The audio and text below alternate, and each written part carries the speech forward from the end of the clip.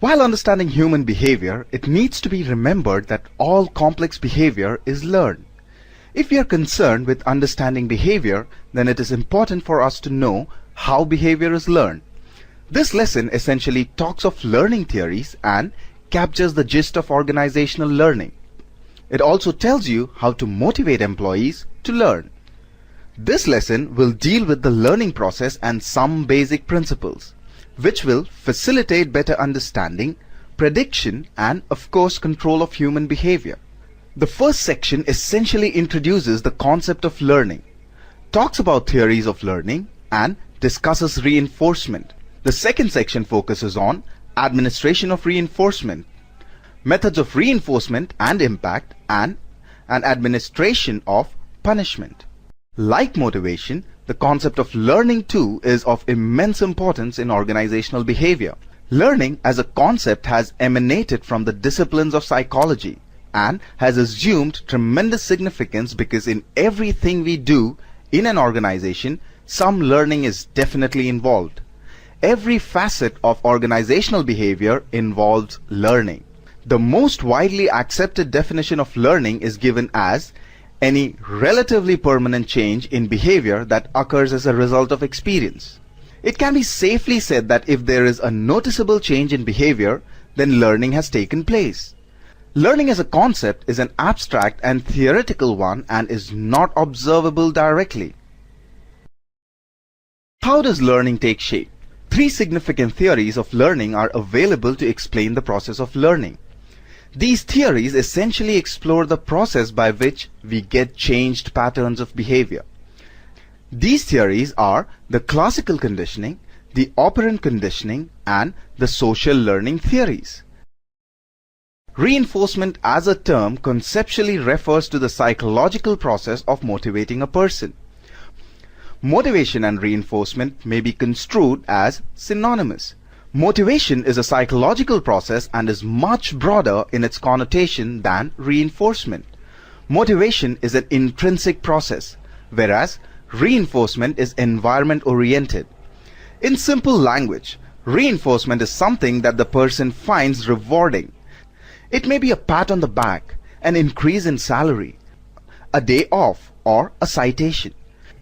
But using the jargon of psychology in general, and organization behavior in particular, reinforcement is something that enhances the strength of the response and prompts repetition of behavior that is merely a reward.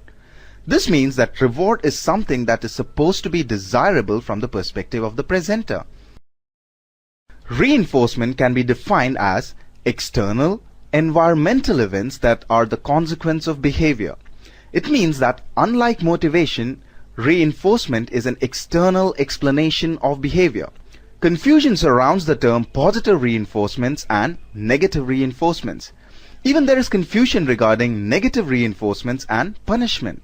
Let us make this clear that reinforcement, whether positive or negative, strengthens the response and enhances the probability of the behavior being repeated. Both positive and negative reinforcers achieve this impact in total different ways. On the other hand, a negative reinforcement strengthens and increases behavior by the termination or withdrawal of an undesirable consequence. Let's look at the simple matrix to understand this better. It is imperative for management to identify ways and means of reinforcing desired behavior positively. Though reinforcers tend to be highly personal, research and experience suggest that there are quite a few rewards which employees find positively reinforcing. These can be distinguished as contrived and natural rewards. Contrived rewards are brought from outside the organization and come at a cost to the company. Visual and auditory reinforcers in this category would include an office with a window, private office, and redecoration at work.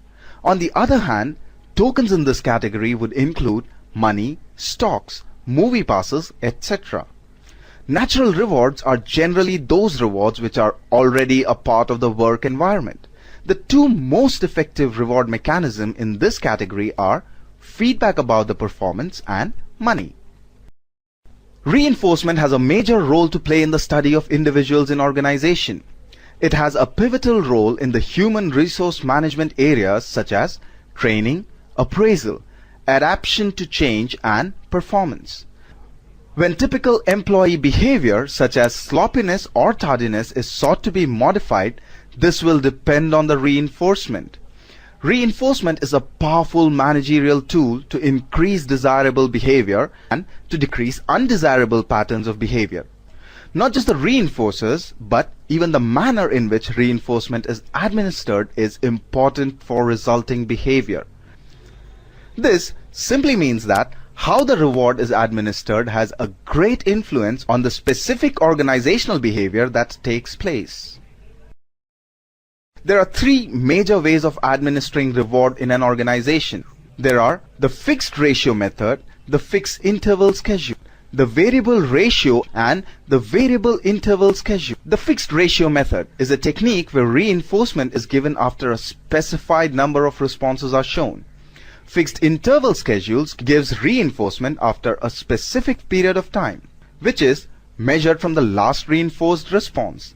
The length of time that one can use here varies a lot. In the beginning of the learning cycle, the time interval definitely should be short, but as learning progresses, the interval can get longer. Both the ratio and interval schedules can be administered on a variable or intermittent basis. This simply means that reinforcement is given in an irregular or haphazard manner. Punishment is one of the most frequently used and badly administered aspect of learning. It is quite natural for employers to resort to punishment instead of positive reinforcement techniques for modification and control of behavior. Punishment is generally construed as the opposite of reward or reinforcement, but it is supposed to be equally effective. It must be noted here that punishment is a complex process, and it should be administered carefully whenever necessary. Punishment generally involves an application of an undesirable consequence and also a withdrawal of a desirable consequence. Whatever be the difference between punishment being application of an undesirable consequence or the withdrawal of a desirable consequence, in order for punishment to happen, the preceding behavior should be decreased or weakened. Punishments, strangely, are the most effective and powerful reinforcers. It may be a strict warning to refrain from a particular behavior. The punished behavior is often suppressed rather than changed permanently. Punishment should always be administered immediately after the undesirable behavior has occurred. A good rule that all human resources manager in particular and managers in general should follow is to attempt to reinforce instead of punishing in order to change behavior.